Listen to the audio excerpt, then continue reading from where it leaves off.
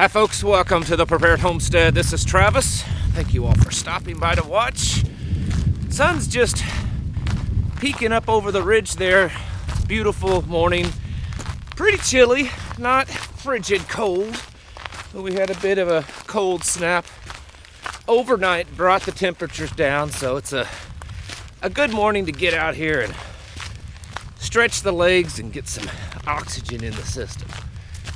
Oh, well, as it normally has been going for quite a while now, all the craziness in the world, it's like a, I don't know, pendulum swing. It just goes back and forth from this to that, and there's always something new or some new escalation of something that just causes things to kind of continue going and progressing, getting us closer to, you know, the new world order or whatever it is.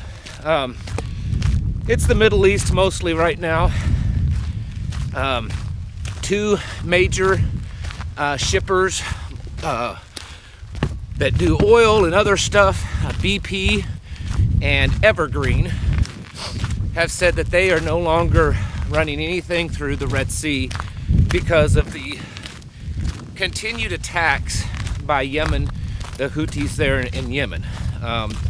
There's reports this morning when I first got up, I haven't seen any confirmation, but that there's been some more attacks potentially on some ships there.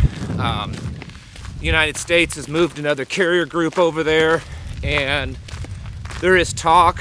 I don't know if this is confirmed yet, but there was some news last night that the United States and several other nations had put together some type of naval force to try to secure the Red Sea area and put a stop to this.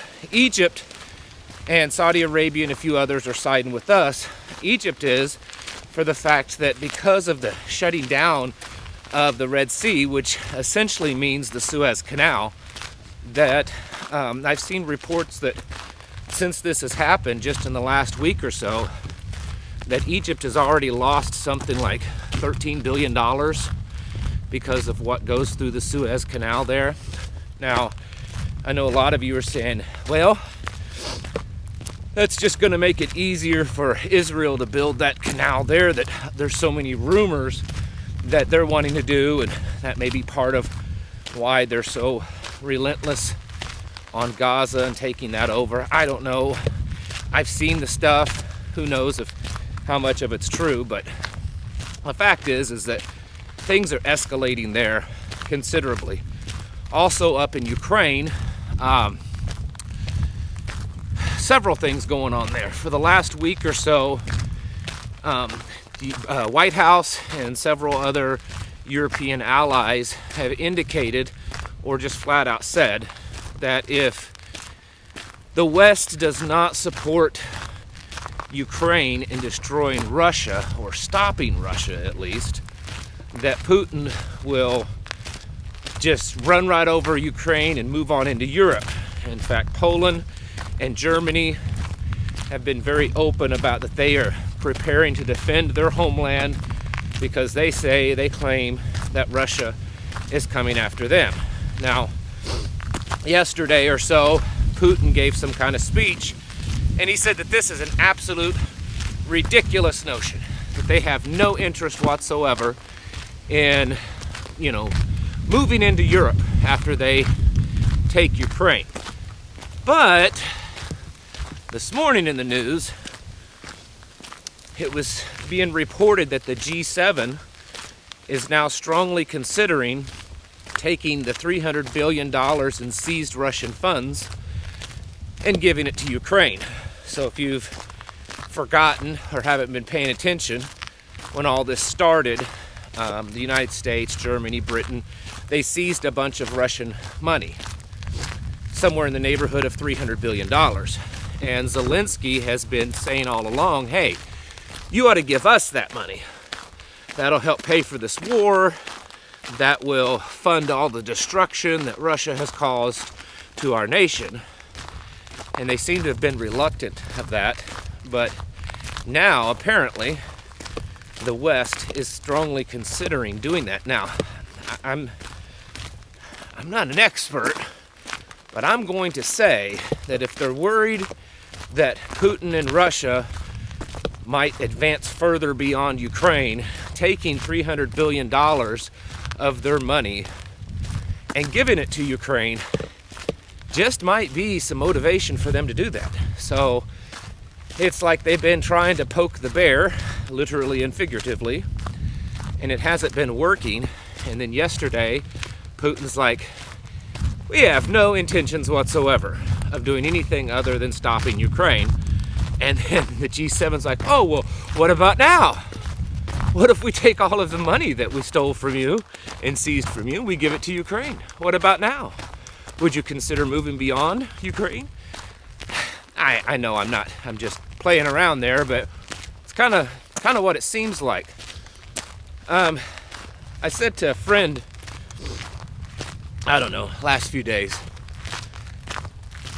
I said, you know, when nations, and of course he knew this too, but if you go throughout history, and if you don't know what I'm talking about, a guy named Ray Dalio, I think that's how it's pronounced. You can look him up on YouTube.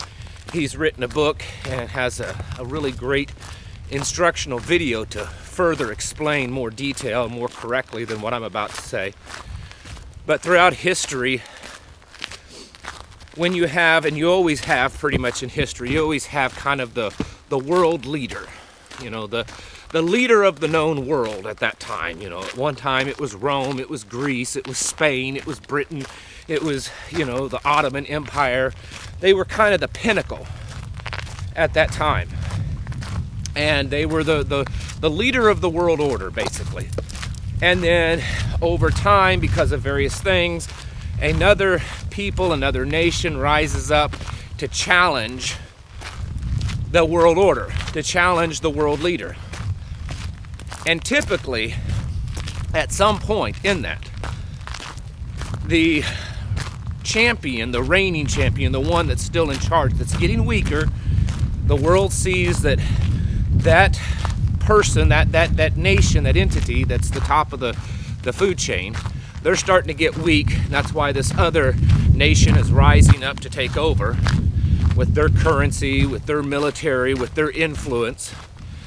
Typically, the one that's still in power but getting weaker starts a war. They start a war because they want to show the world that they're still in charge. They want to show everyone that they still have the strength and the power that they've always had.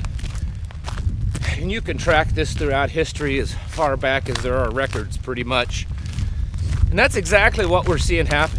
I mean, we're watching things play out, almost perfect textbook of what we've seen throughout history. The United States and the West, but the United States specifically, for a century or more now, has been pretty much the top of the food chain. We've been the boss, everyone's respected us, we've held the world reserve currency, we've had the most powerful military, we could pretty much do what we want. But we've squandered that responsibility with debt and compromise and corruption and all kinds of other things. And so there is new powers, and I'm not saying that they're the good guys necessarily, they're just new powers that are rising up to kind of take control of things. And it looks like that the old powers are trying to retain that place in history, to retain their prominence, so that their currency is still at the top of the food chain, their power, their military.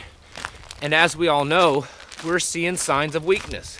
The US dollar's weakness abroad, the obvious military weakness. I was reading something the other day, and I don't know if this is true or not, that we have the smallest military force that we've had in 80 years.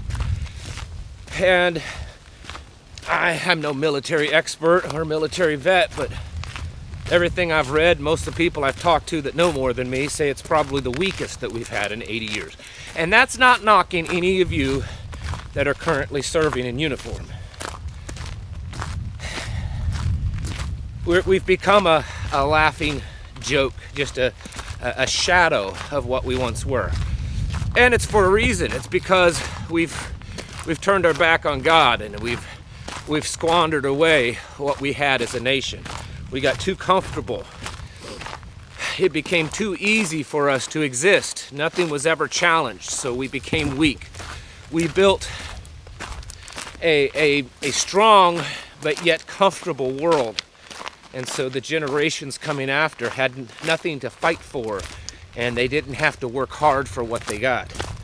And so it caused weakness. And so now we're dealing with it. And just like in nature, when the strongest becomes weak, the rest of the pack challenges them and eventually destroys them and takes over. And that's what we're watching. And I don't think that most people, most Americans, fully realize the repercussions of that. When America is no longer at the top of the food chain, even if we aren't destroyed in some kind of war or anything like that, if it's just that we capitulate and we realize that we're no longer the big dudes, when it comes to that, it's going to change the way of life for America for a few generations, for sure. We'll never be the same. Look at Europe, look at England, look at all these nations that were once the prominent world leader that everyone looked up to, that everyone wanted to be like, that they were able to dominate international trade, that their people were able to get good quality goods for a low price, that their nation prospered in every area, and now they aren't.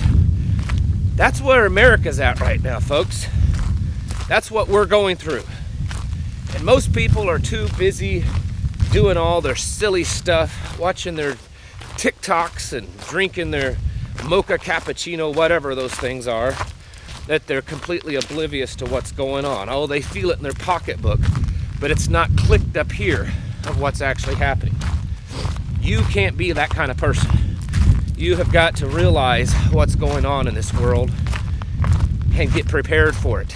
We have to continually be preparing ourselves for not just a collapse or a downfall or economic collapse or World War III or cyber attack, but also just the fact that America is no longer going to be the prominent nation on this planet. That we are going to lose that prominence. We already are, but it's going to get worse, and that's going to change a lot for us. And we need to get prepared now. Folks, you need to be getting your houses in order and preparing yourselves mentally, physically, and spiritually. Thanks for watching. Catch you in the next video.